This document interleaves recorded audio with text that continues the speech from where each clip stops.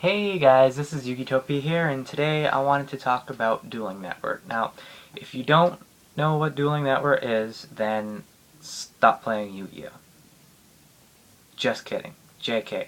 LOL. LMFAO. JA. Anyway, if you don't know what Dueling Network is, seriously, then, it's a site that you can go to and create any deck that you want using any cards that you want. And duel as many people as you want, pretty much. For everybody who does know what Dueling Network is, then you know what I'm talking about when I'm talking about this video. Anyway, today I want to talk about people who are newer to the game and basically ignorant people on Dueling Network. Now, I'm gonna start off with a couple of examples. First example I'm gonna say is that the other day I was using my Infernity deck. The only deck really that I use on there. And I was playing against another Infernity player. And he top decked into his Archfiend and tried to special summon it. That was fine. And I activated Solemn Warning. Now, that was all fine. That isn't what I had the problem was. But after that, he tried activating Infernity Barrier. He tried negating my Solemn Warning with his Infernity Barrier. And I don't expect everybody to know this ruling, but I do expect Infernity players to know this ruling. Not like new Infernity players. I'm talking like at least semi-experienced Infernity players. If you special summon your Archfiend and your opponent uses a counter trap card to negate the summon, then you cannot use Infernity Barrier because Archfiend is still in your hand trying to be summoned, pretty much. It isn't successfully summoned. Now, which is the reason that you can bottomless the summon of an Archfiend and still get its effect, because Archfiend had been successfully summoned, and bottomless and cards, normal trap cards like that, respond to the successful summon of a monster, whether that be normal or special summon. Anyway, and I could tell that this guy was, at least semi-experienced with Infernities because of the way he was playing, some of the plays that he had chose to make. You could tell, especially with Infernities, you can tell when a person has been playing with a deck for however long. But and it wasn't that part that got me. It was the fact that he wanted to argue and tell me that I was wrong. Now, I provided the Wikipedia source and all that, plus a Pojo link, and he told me I was crazy for using Pojo, and then that it wasn't reliable and all that. And it wasn't in a rated duel, thank goodness, because he probably would have called an admin on me, and then I would have had to explain to the admin, and honestly, some of the admins on there, not really good at what they do. So, the next example that I have was, I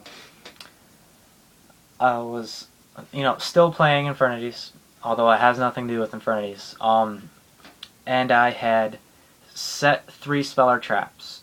Now, the fact that I set 3 is totally irrelevant, but one of the Speller Traps that I set was Monster Reborn.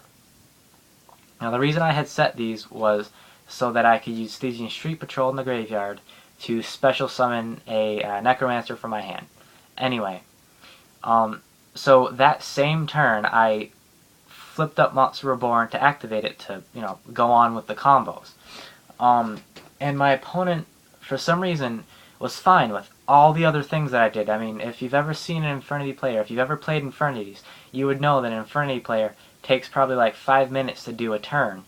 And he was fine. He followed through the entire thing, except for that one time where I flipped up Monster Reborn, and he was like, no, you can't do that. Stop. No, you're such a noob. You can't activate normal spell cards in the same turn that you set them. And at this point, I just facepalmed so hard, because it's just one of the basic rules of Yu-Gi-Oh! And you can tell that this guy is experienced, at least a little bit.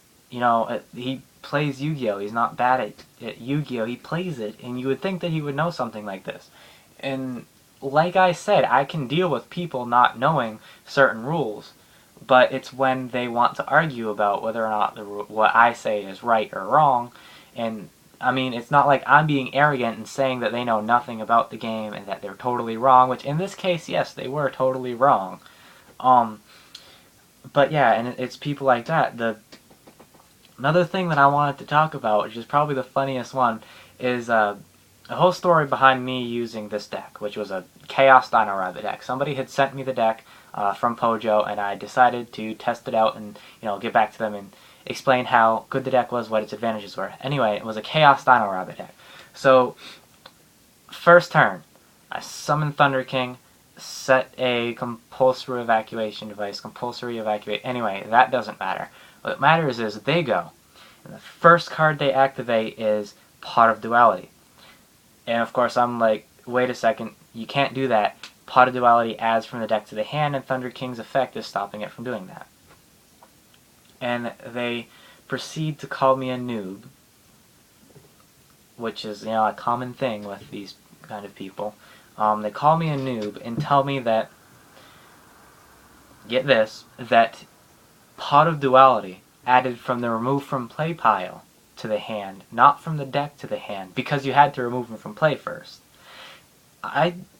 You cannot imagine how hard if you were to take a side view, you'd see the palm going like out the back of the head. That's how hard I face palm. Anyway, and I sat there for maybe 30 minutes with this guy trying to explain to him, because I don't like to argue with these guys. I like to explain to them what they're doing wrong so that they can maybe learn from it. And it's the people who do not want to learn from it that I just am getting tired of on Dueling Network. And, again, this wasn't a rated duel, so no admin was called. If it was called, you guys know that I would have been right. I mean, honestly, with that, you would think that, it's just common sense. Removing them from play is a player's way of revealing the cards.